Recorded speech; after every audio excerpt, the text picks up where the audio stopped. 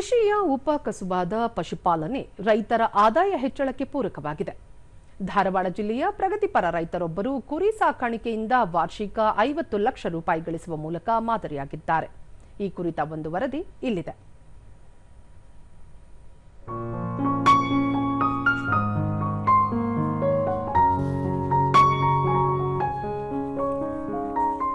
ಧಾರವಾಡ ಜಿಲ್ಲೆಯ ನವಲಗುಂದ ತಾಲೂಕಿನ ಮೊರಬ ಗ್ರಾಮದ ರೈತ ಮಂಜುನಾಥ ಈಶ್ವರಪ್ಪ ಕಾಲವಾಡ ವೈಜ್ಞಾನಿಕ ಮಾದರಿಯಲ್ಲಿ ಹೈನುಗಾರಿಕೆ ಮಾಡುತ್ತಾ ಉದ್ಯಮಿಗಳಿಗಿಂತಲೂ ಹೆಚ್ಚಿನ ಆದಾಯ ಗಳಿಸುತ್ತಿದ್ದು ಎಲ್ಲರ ಹುಬ್ಬೇರುವಂತೆ ಮಾಡಿದ್ದಾರೆ.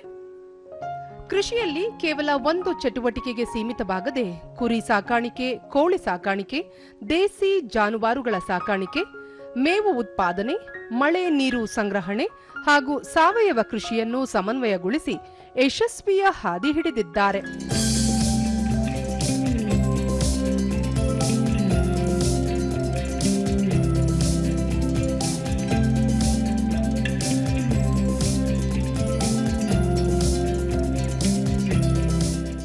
ಆಧುನಿಕವಾಗಿ ಕುರಿ ಸಾಕಾಣಿಕೆ ಶೆಡ್ ನಿರ್ಮಿಸಿ 550ಕ್ಕೂ ಹೆಚ್ಚು ಕುರಿಗಳನ್ನು ಸಾಕುತ್ತಿದ್ದಾರೆ. ವೈಜ್ಞಾನಿಕ ಆಹಾರ ಪದ್ಧತಿ, ಲಸಿಕೆ, ಆರೋಗ್ಯ ನಿರ್ವಹಣೆ ಮತ್ತು ಶುಚಿತ್ವಕ್ಕೆ ಆದ್ಯತೆ ನೀಡಲಾಗಿದೆ.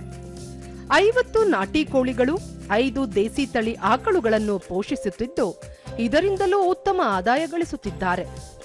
ಅಲ್ಲದೆ ಜಾನುವಾರುಗಳಿಗೆ ಅಗತ್ಯವಿರುವ ಹಸಿರು ಮೇವನ್ನು ಬೆಳೆಯುವ ಮೂಲಕ ವೆಚ್ಚವನ್ನು ತಗ್ಗಿಸಿಕೊಂಡಿದ್ದಾರೆ. ಕೃಷಿ ಚಟುವಟಿಕೆ ಮತ್ತು ರಾಸುಗಳಿಗೆ ನೀರಿನ ಸಮಸ್ಯೆಯನ್ನು ನೀಗಿಸಿಕೊಳ್ಳಲು ನೀರಿನ ಇಂಗು ಗುಂಡಿ ವ್ಯವಸ್ಥೆ ಕಲ್ಪಿಸಿಕೊಂಡಿದ್ದು, ಕುರಿಗಳಿಗಾಗಿ ನಿರ್ಮಿಸಿರುವ ಶೆಡ್ನ ಮೇಲ್ಚಾವಣಿ ಮೇಲೆ ಬೀಳುವ ನೀರನ್ನು ಪೈಪ್ ಮೂಲಕ ಸಂಗ್ರಹಿಸಿ ಕೃಷಿ ಹೊಂಡಕ್ಕೆ ಹರಿಸಲಾಗುತ್ತದೆ. ಜಾನುವಾರುಗಳಿಗೆ ಉತ್ತಮ ಗಾಳಿ, ಬೆಳಕಿನ ವ್ಯವಸ್ಥೆ, ಪ್ರತ್ಯೇಕ ಆಹಾರ ಮತ್ತು ಕುಡಿಯುವ ನೀರಿನ ವ್ಯವಸ್ಥೆ ಕಲ್ಪಿಸುವ ಮೂಲಕ ಆಹಾರ ರಕ್ಷಣೆಗೆ ಒತ್ತು ನೀಡಲಾಗಿದೆ.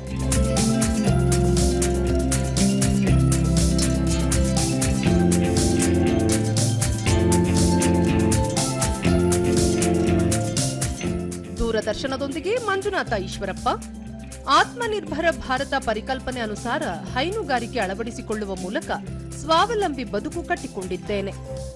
ಯುವ ಜನರು ಪಶುಪಾಲನೆ ಬಗ್ಗೆ ಆಸಕ್ತಿ ತೋರಬೇಕು ಎಂದರು. 4 ಮರಿಗಳಿಂದ ಶುರುವಾದ ನಮ್ಮ ಈ ಕುರಿ ಸಾಕಾಣಿಕೆ ಜರ್ನಿ ಇವತ್ತು 550 ಕುರಿಗಳನ್ನ ಸಾಕುವ ಮಟ್ಟಿಗೆ ನಾವು ಬಂದು ನಿಂತಿದ್ದೀವಿ. ಕುರಿ ಸಾಕಾಣಿಕೆ ಅನ್ನೋದು ಬಹಳ ದೊಡ್ಡ ಲಾಭದಾಯಕವಾದ ಒಂದು ಉದ್ಯಮವಾಗಿದೆ ಅಂತೇಳಿ ನಾ ಹೇಳಕ್ ಇವತ್ತು ಬಯಸ್ತಾ ಇದ್ದೀನಿ. ಯಾಕಂದ್ರೆ ಅಷ್ಟೇ ಕಷ್ಟ ಐತಿ, ಅಷ್ಟೇ ಈ ಕೆಲಸದಲ್ಲಿ ಲಾಭ ಕೂಡ ಇದೆ.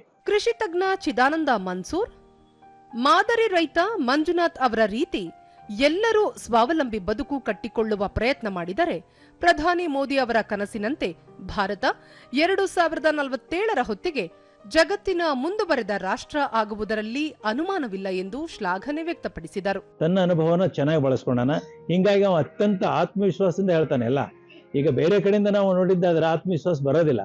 ಮಂಜುನಾಥ್ಗೆ ಆತ್ಮವಿಶ್ವಾಸ ಏನಂದ್ರೆ ಅವ್ನು ನೋಡ್ಕೊಂಡು ತನ್ನ ಊರಿಗೆ, ತನ್ನ ಮನೆಗೆ, ತನ್ನ ಆರ್ಥಿಕ ಸ್ಥಿತಿಗೆ ತಮ್ಮಲ್ಲಿರ್ತಕ್ಕಂಥ ಸಂಪನ್ಮೂಲ ಏನಿದೆ ಅಲ್ಲ, ಭೂಮಿ ಇರ್ಬೋದು, ದುಡಿಯೋ ಜನ ಇರ್ಬೋದು, ಇವ್ನು ನೋಡ್ಕೊಂಡು ಈ ಶೆಡ್ ಏನ್ ಕಟ್ಟಾನ ಇದು ಬಹಳ ಎಕನಾಮಿಕ್ ಆಗಿದೆ, ಆರ್ಥಿಕವಾಗಿ ತುಂಬಾನೇ ಅನುಕೂಲ ಆಗಿರೋದ್ರಿಂದ, ಜೊತೆಗೇನೆ ನೈಸರ್ಗಿಕ ಸಂಪನ್ಮೂಲ ಏನು ಸೌರಶಕ್ತಿನ ಬಹಳ ಪರಿಣಾಮಕಾರಿಯಾಗಿ ಬಳಸ್ಕೊಂಡಾನ. ಒಟ್ಟಾರೆ ಕೈ ಕೆಸರಾದರೆ ಬಾಯಿ ಮೊಸರು ಎಂಬಂತೆ ಮೊರಬಾ ಗ್ರಾಮದ ರೈತ ಮಂಜುನಾಥ್ ಹೈನುಗಾರಿಕೆಯನ್ನು ಉತ್ತಮವಾಗಿ ಅಳವಡಿಸಿಕೊಂಡು ಐಟಿ ಉದ್ಯಮಿಗಳಿಗಿಂತಲೂ ಹೆಚ್ಚಿನ ಆದಾಯ ಗಳಿಸುವ ಮೂಲಕ ಯುವ ಜನತೆಗೆ ಮಾದರಿಯಾಗಿದ್ದಾರೆ.